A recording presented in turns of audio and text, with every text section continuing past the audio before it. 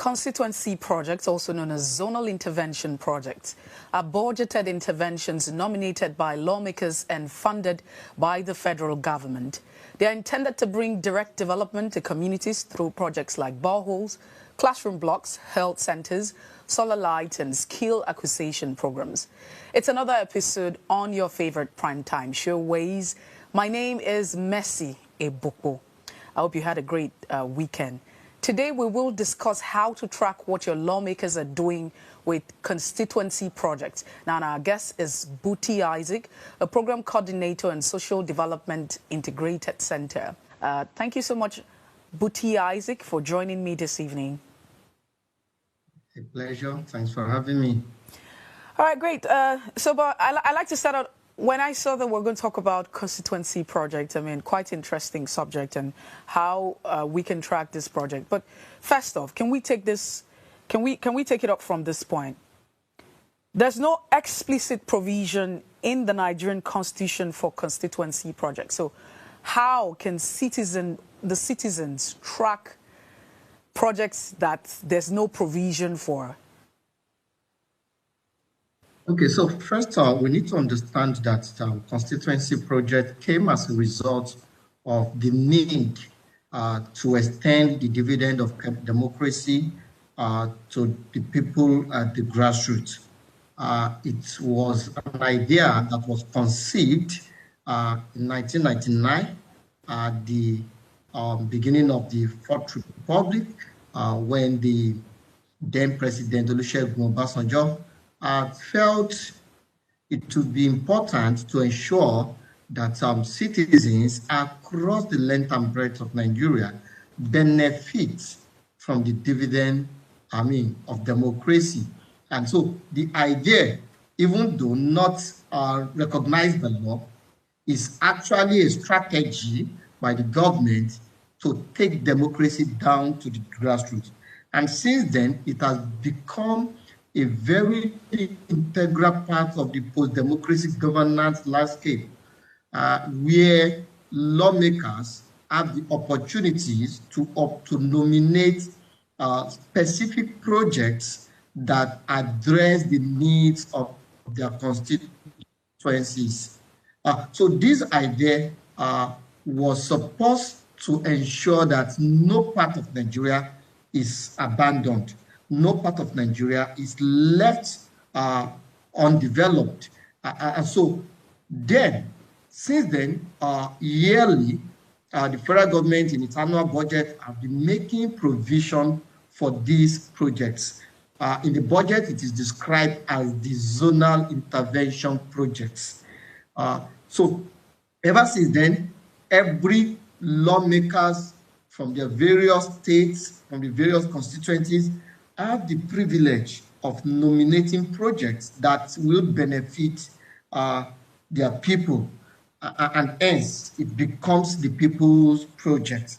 So coming to the question of how can the people then track this process or track the implementation of the zonal intervention project or the constituency project as we know it to be, there are certain requirements in terms of what the citizens need to know and do before they are able to track what exactly the lawmakers are doing with constituency projects.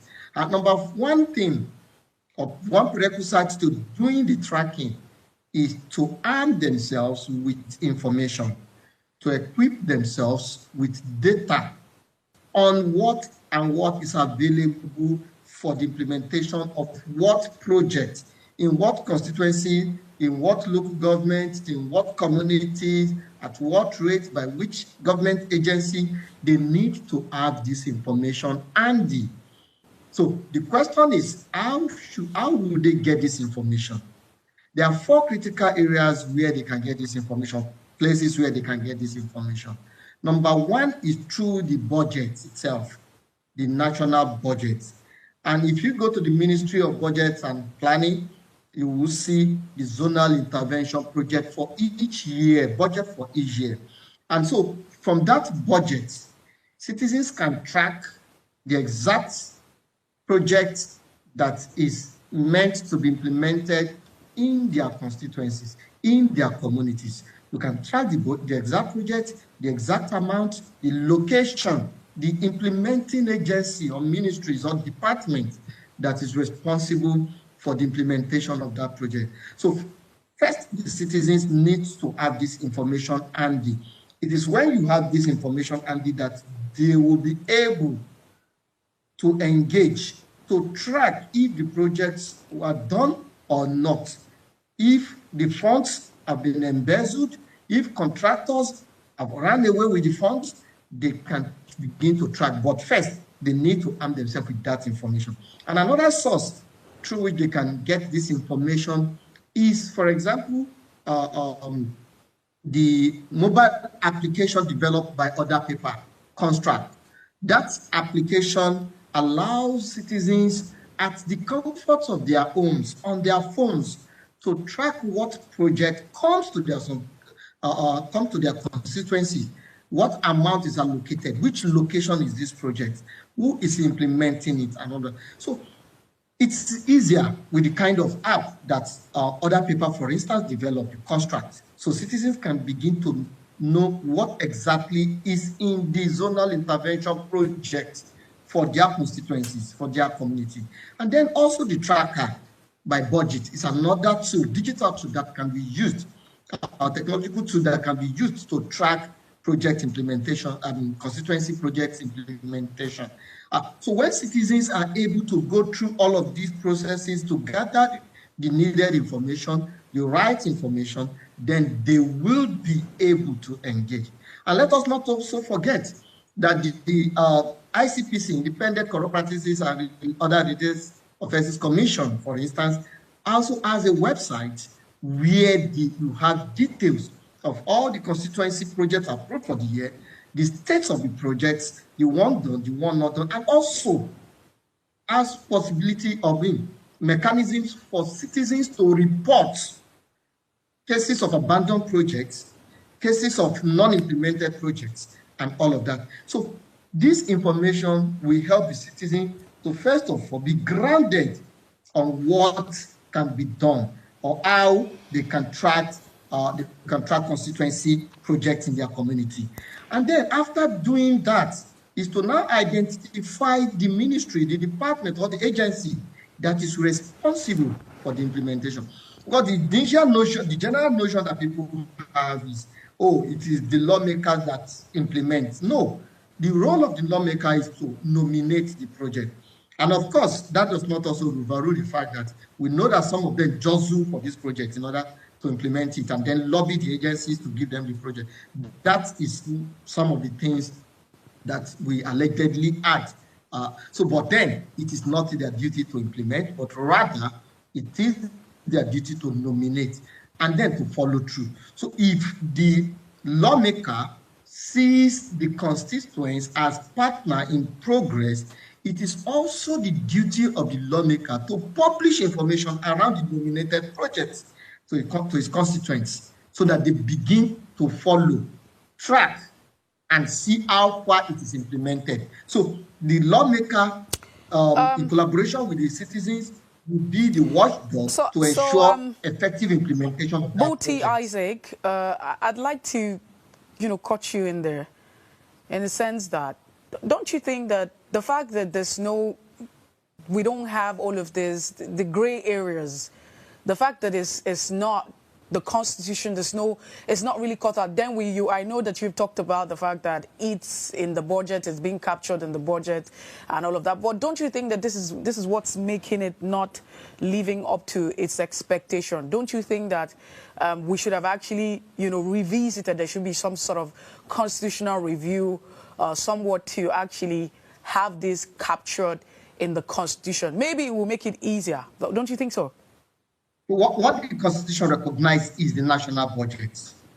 And hence, we cannot bring an addendum to that budget. But rather, what we can do is to have a policy, an executive policy that actually guides the implementation of these projects.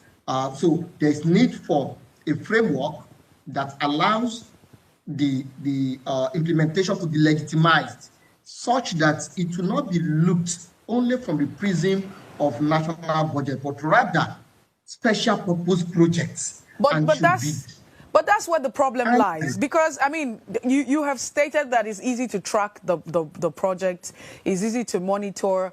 You are saying that we need to have an executive order for implementation, but the entire process is flawed, because there are reports by the ICPC and other bodies showing cases where these projects are sometimes abandoned. These projects are ghost projects. Like you said already, these legislatures lobby. So if we have a law that states clearly how these projects, from the inception, I mean, if we look at the policy cycle from inception to execution, it states clearly, don't you think that we probably might just have development across the entire country? I agree totally with that. Yes, that will happen. But the fact is, who will enact that law? The same people who lobby and struggle and jostle for projects to be given to them, collect money and not do anything, we expect that they will willingly want to pass any law, any regulatory framework to guide that process. So for me, the mentality of our lawmakers is that it is their own shop money.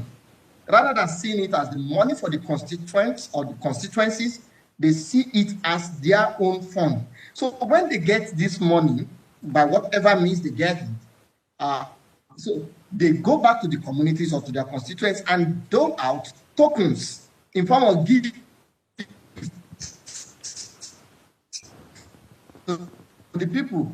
And then they say at the composition of the various budget items in the budget, in the constituency project budget, that is the zonal intervention project budget, you will discover so many frivolous expenditures, so many unaligned expenditures.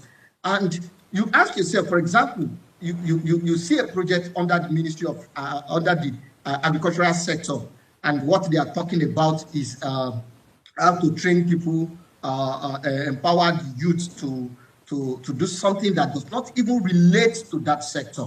There are several cases of that in the you will see, for instance, Ministry of Health, and then you are seeing street lights as a project under the health sector.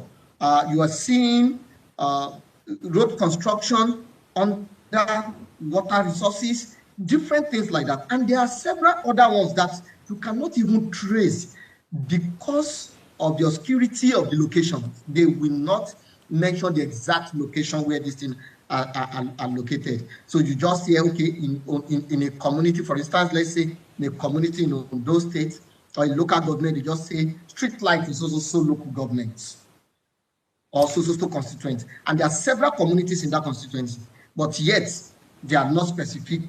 So these are issues, and these are issues that the regulation will have helped to address if they will allow such regulation to take place. But in the absence of that regulation, because we know that such regulation will not see the light of the day, it is now becomes a responsibility of the executive to find a way to institutionalize and criminalize any corrupt practices around that. And I'm happy with the work ICPC is doing, tracking this project.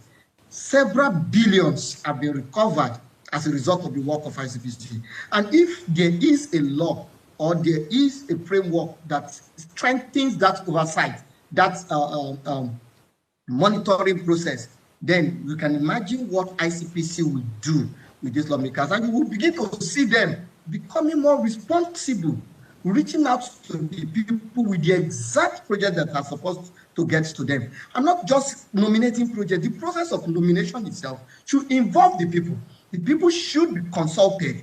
It should be a bottom-top approach, not top-bottom approach as we are saying now. Let the nomination come from the constituencies. Let the people be the ones who tell the lawmaker, this is what we want, and let the lawmaker push that into the budget. And then it will be easy for the citizens to track. But as it stands, many people do not even know what is in the budget for their constituency. No, but many people do not even know what amount is given for any project. Because of the project, constituency project tracking that my organization did in the recent time, so we discovered that you get a community, they tell you, we don't know. We saw this pole has been mounted for many years, no lights. They have not brought the light. You don't even know who is doing what. These are kind of instances we're seeing with constituency. So I agree with you that if we have a law, which I doubt we have, it will help to regulate that process. But shouldn't that be where the conversation, where we should be directing the conversation in order to, get to this point where we are? So I would just allow you answer that in the second question. Again, I know that senators and House of Representatives are expected to have constituency offices in every district or where there are. So I'd like to ask you, you're out there in the field. Can you say really that, constituency offices are really there in its real sense, not just on paper? It is there on paper only. I can tell you for free that many of these constituencies do not have constituency office. So how can the people now track this project? They don't. And again, some of these lawmakers, after they have been elected to power and they move to Abuja or to move to the State House of Assemblies, they do not, most of them do not go back to their constituency to either update the people or to give back what the people want to them. And hence, even some who have the office in terms of physical building, there's no day you ever find them present there or anytime, except maybe on festive occasions, and they manage to just go there to give out rice and beans and what have you. So the idea of constituency project, from the way the lawmakers are implementing it, is totally defeated. Because one, democracy is far from the grassroots. The people at the grassroots are not really benefiting from the dividend of democracy. And to that extent, the purpose for which that initiative was developed in 1999 has been defeated. And hence, you need to review that process. So either we are reviewing that process or we are saying that there should be a regulatory framework for that process. And again, if you also want to look at it in depth, you will begin to see that there is duplication of effort because, for instance, we have the regional development commissions whose responsibilities are to make sure the grassroots, the community, benefit from government, from the process of governance. And this development commission, for example, we have the NDDC in the Niger Delta, happen to be doing the same thing that the budget, the zonal intervention budget, makes provision for. So you get to a community, and because somebody related to somebody in political position is living in that community or comes from that community, and then you will see street lights every 20 meters away. Isaac Botti, we need to go on a break now. Let's quickly take a short break. Hold on to that thoughts. When we return, the conversation will continue right here. Please stay with us.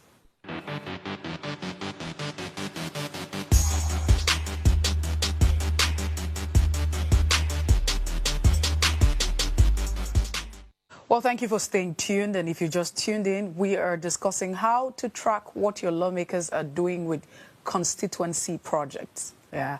This project's around you in your constituency. So please, let's hear what you have to say. Remember, you can join the conversation by sending an SMS or WhatsApp to the number 081-8038-4663. SMS, WhatsApp to the number 081-8038-4663. That's the number to send your messages to, SMS and WhatsApp to that number. The phone lines are also open. It means that you can call the number 070-25 007749 or 070-1424 and 24 and 20. Now let's hear what you have to say. Isaac, thank you so much for still staying with us. Now let's move on to some of this project from the time of the former president Olusegun Obasanjo up until now. You look at some of the projects that should be implemented, and so boreholes and classroom blocks and what have you. Don't you think that, I mean, at this point in time, we should be having more tangible projects? Again, do you think that some of this project actually reflects the interest and the needs of this communities and these constituencies? Well, first, as I mentioned earlier, it will have met the interest, the needs and the aspiration of the constituencies if the process of nomination starts with them. If they were actually parts of the nomination process, that is, they develop or conceptualize what their need is and present to the lawmaker or the lawmakers, and they in turn present to the executive for proper budgeting. But because what we are seeing is that most of the times, the lawmaker rather see any of those nominations as an act of what is it called? Being generous to the people. So they feel that the will of the people does not matter. Rather, what matters is we have given them something, even though what was given was not what the people actually need. So therefore, at the end of the day, even when the projects are implemented, most of the times you get to see that they are not in use. Nobody is using them because the people do not understand why such projects should be when what they actually need was up. We have an instance of a community where borehole was done for the community people, and on getting there, the people said they don't even use the borehole.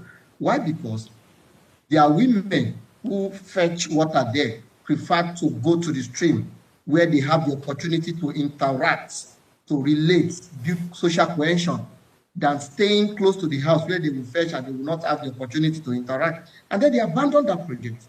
And so if that community had been the one that nominated what exactly they want to the lawmakers, do we think they're going to abandon it? Of course not. So that is one of the reasons. So most of the times you discover that the projects situated in those constituencies are not what the people need.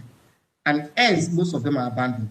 Hence, the people are not interested in tracking the implementation. They are not interested if the projects were done or they were not done, because it does not, the projects do not come from them.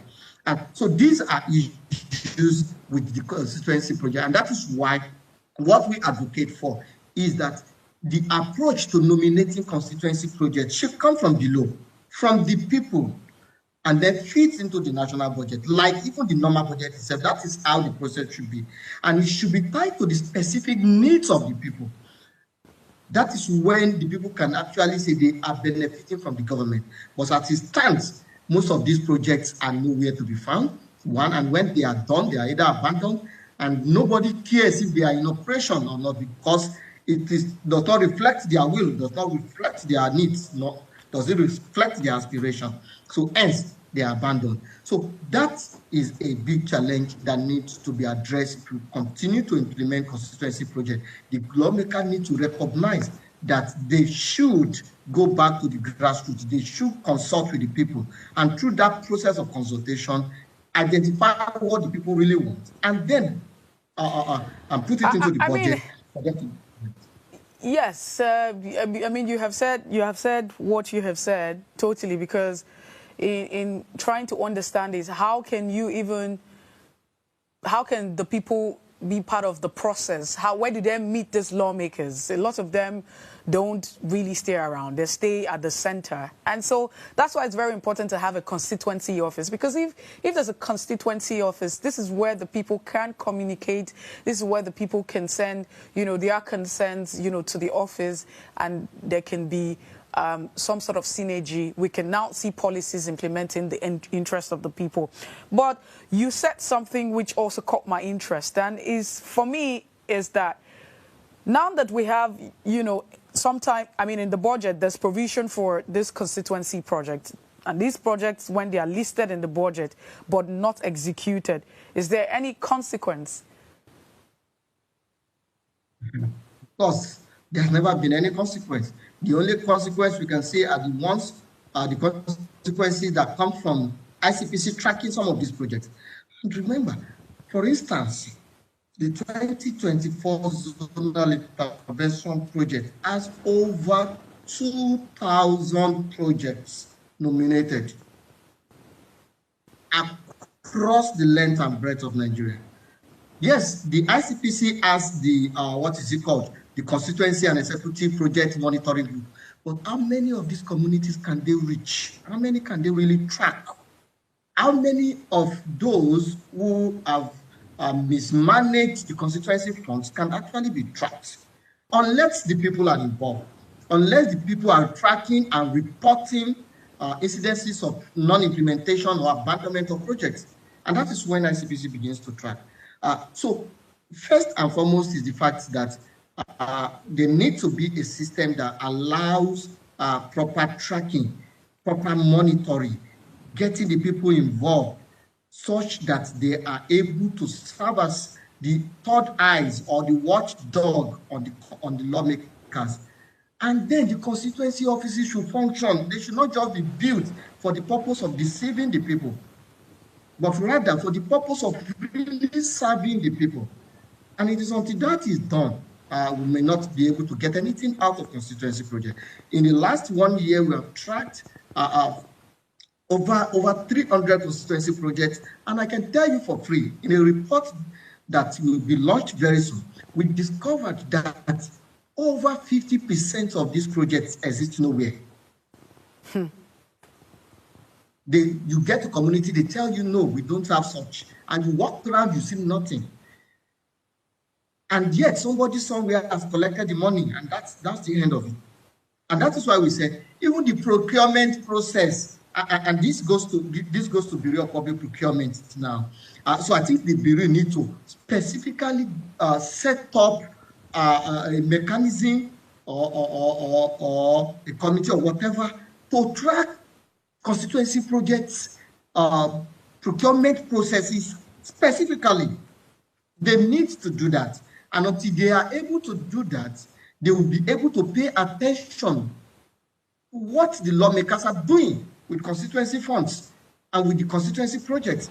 And they should be able to hold the implementing agency or ministry responsible for poor procurement processes that allows for corruption and mismanagement of constituency funds.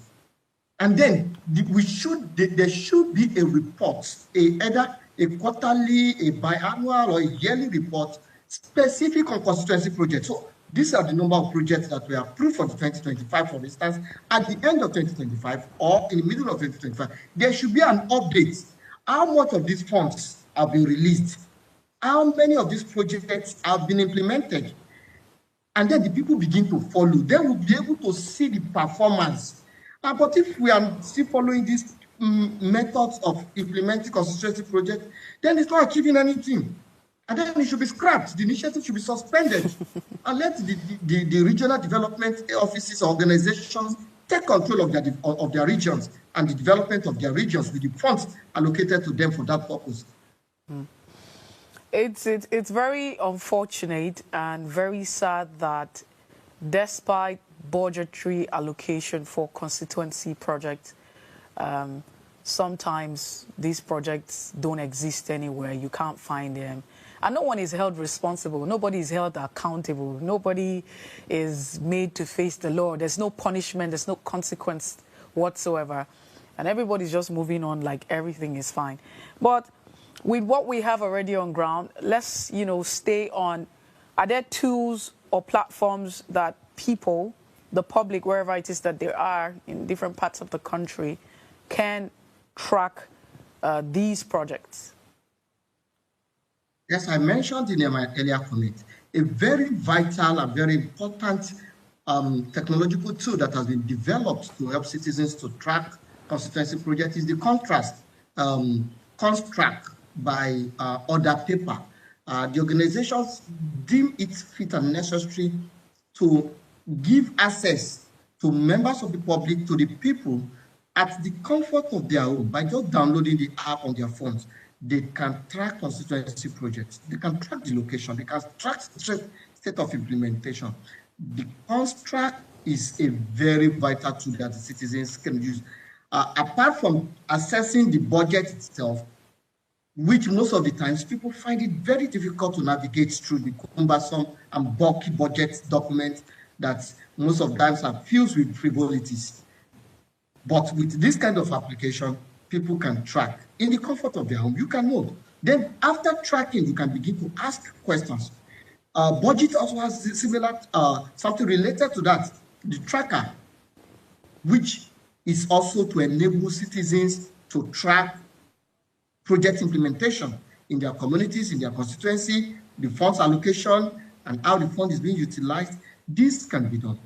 And then the ICPC, and this will be, again, a call to ICPC. Beyond the website, I think ICPC rather collaborate with these organizations that already have something on ground and build on it, or they develop their own app that allow the citizen to track and report at the comfort of their homes on their phones, even with little or no or limited data.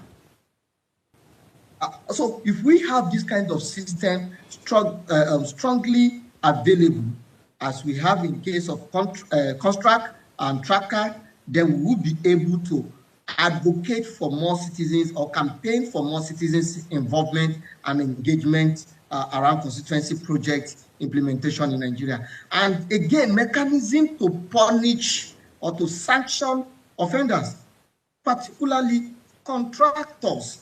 And again, Nigerians need to know that the system, some of the systems we have in Nigeria allows them to track and know who is responsible for what project, which contractor is responsible. For example, the beneficial ownership register by the Corporate Affairs Commission is a valuable tool, a very vital tool that can be used to track contractors that have collected constituency funds, constituency project funds, and have not done it or have abandoned. You will know who is the beneficial owner of that company. And then you can put up your report to ICPC. And be rest assured that they will follow through. They will track it. They will track such persons. So if the citizens are not playing their parts, then there will be limited progress in terms of sanctioning or prosecuting offenders. And that is why we encourage every citizen to key into the use of this application, the cost track. For instance, everybody should have it on their phones and know what is going on in your constituency. Get involved, engage, so that somebody will not sit down in Abuja or somewhere and be eating the money that is meant for your development or for the development of your communities. Mm-hmm. So these are available tools that people should take advantage of to ensure that we correct the narrative around the negative narrative around constituency project implementations in Nigeria. And as we close this conversation down, do not forget that you can call the number. The phone lines are open. Go ahead and call us and let's hear what you have to say. I would like to hear your thoughts on this one. You can also send an SMS, peradventure you're unable to call us via phone, so you can text or WhatsApp to the number 081-8038-4663. That's the number to send your SMS and WhatsApp to. You can also call the number 070-250-07749 or 0701-4220. I feel like that part's quite confusing. Let's talk about, Isaac, let's talk about red flags now. Are there red flags that citizens should watch for or look out for when tracking constituency project? Okay, so the first thing the citizens should look out for is, one, knowing the lawmakers. Again, that's one of the things. Even though they were the ones, most of them were voted for by the people, they do not know their lawmakers. So they need to know them. They need to be able to engage them and work with them to ensure that they are doing the right thing. So for me, the moment your lawmaker becomes evasive, they are not showing up in your constituency, in your community, the same community where they have come to campaign and lobby for your votes, after they have won and you never see them after 4 months, 5 months, 6 months, that's a red flag anyway. It tells you that nothing tangible will happen through that lawmaker. And so they should watch out for such persons and find a way to engage them. Then two, they should watch out for any time contractor comes to their communities and just brought tractors and drop tractors and go. Questions should be asked. We've seen instances where tractors and equipment were abandoned in project site for years. So the moment you begin to see that, you should ask questions about the project. What project are they supposed, or were they supposed to implement in this community? Under what constituency? Under what ministry, department, or agency? Then, if you get this information, if it is a federal project, a constituency project, then you can do an FOI request to the ministry, to the department, to the agency, requesting for the details of the procurement on that project, or details of the contractor. And if you manage to get that, find out who is this contractor. Use the beneficial ownership register, for instance, to track who is the contractor. And then when you see that, package all of this information and send to ICPC, send to AFCC, and they'll be tracking them. So that, for me, the lackadaisical attitude of the lawmakers and even the contractor represents a serious red flag when it comes to implementing constituency projects. And then again, is that the people should be conscious of what is in the budget. You don't just elect the lawmakers and abandon them. Whenever they pass the budget, you are not interested in what is in that document. They should make it a point of duty to check what is in the document. Request for copies of the documents if you cannot get online. And you can actually get some of these budget documents, in fact, all of these budget documents online through the budget, Ministry of Budget and Planning website. So these are things citizens should watch out for. The evasion or a designation or nature of the lawmaker in their constituency tells or should tell them that nothing good will happen. All right.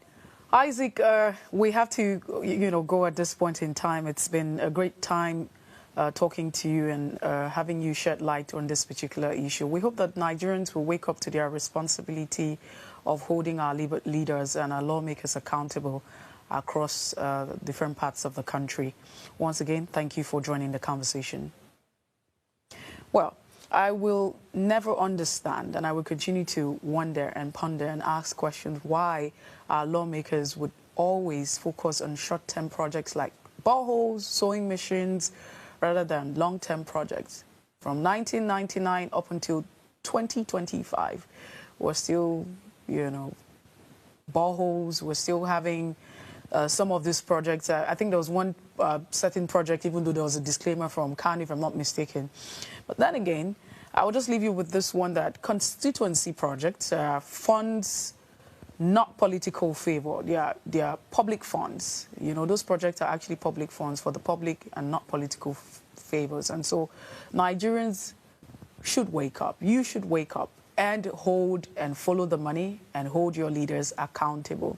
Although the argument would always be that there's no constitutional responsibility or constitutional provision to constituency project. However, there's a budgetary allocation to this every other time. And that's where we say thank you so much for being part of the conversation.